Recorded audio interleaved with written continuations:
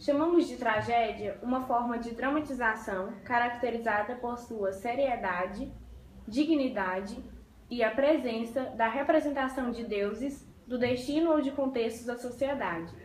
Derivada da poética e da tradição religiosa da Grécia Antiga, a tragédia possui raízes no ditirambos, que eram os cantos e danças realizados em homenagem e honra ao deus grego Dionísio. As apresentações foram criadas pelos sátiros, que eram seres meio-podes que cercavam Dionísio em suas orgias. As tragédias eram textos teatrais que apresentavam histórias trágicas e dramáticas derivadas das paixões humanas, as quais envolveriam personagens nobres e heróicas, deuses, semideuses e heróis mitológicos.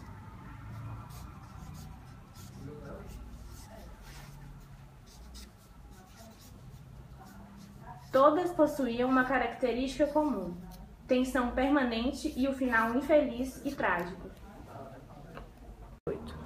Segundo Aristóteles, a tragédia era um gênero maior capaz de transmitir nas pessoas as sensações vividas pelos personagens.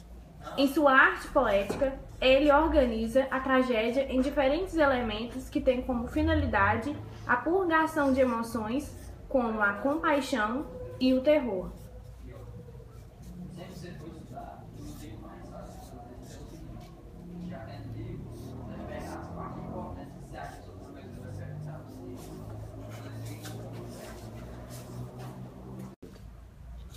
São três os principais autores de tragédias: Sófocles, Ésquilo e Eurípides. Ainda hoje, suas obras são consideradas únicas e verdadeiras tragédias, pois possuem todas as suas características. Com Sófocles, nascido em 496 a.C. e falecido em 406 a.C., a tragédia grega alcançou a perfeição. Seus argumentos eram retirados das mesmas fontes mitológicas de Ésquilo, mas seus argumentos apresentam-se de forma mais desenvolvida e variada. Foi ele quem introduziu o terceiro ator, além do desenvolvimento do diálogo, adquirindo muita importância.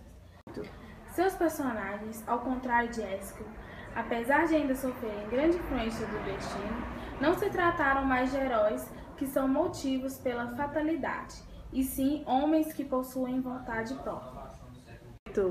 Ésquilo, nascido no ano de 524 a.C. e falecido em 455 a.C., é conhecido como o pai da tragédia. Isso por ter dado uma forma definitiva a ela quando introduziu um segundo ator.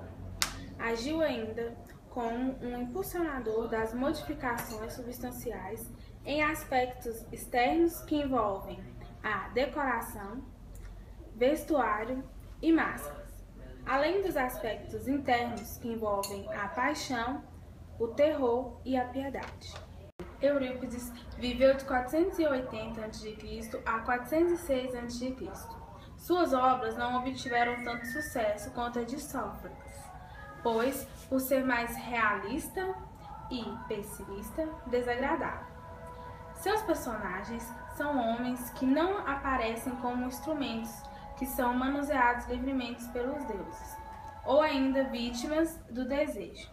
Eles atuam movidos por seus próprios impulsos, e com isso, Eurípides pretendia impressionar o público.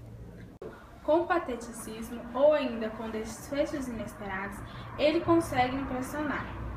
Entre suas obras mais conhecidas, destaca-se uma, Medéia. Na mitologia grega, Medéia era uma feiticeira e bruxa, que usou seus poderes mágicos para ajudar Jasão e os argonautas.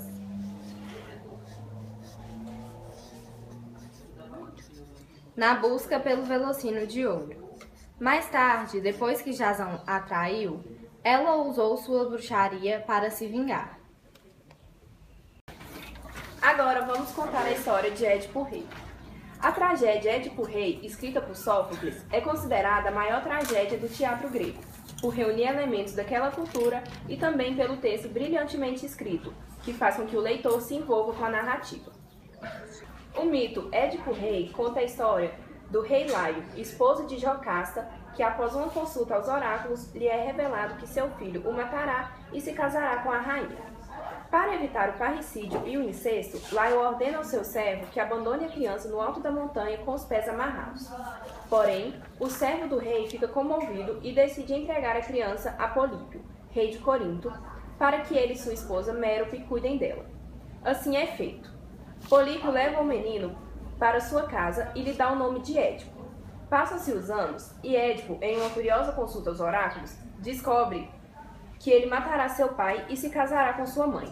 Sem saber que Polípio e Mérope não são seus pais biológicos, Édipo decide sair de Corinto, pensando que assim evitaria a consumação das profecias oraculares. Na fuga de Corinto, Édipo é atacado pela tropa do rei Laio e, em legítima defesa, acaba matando o rei.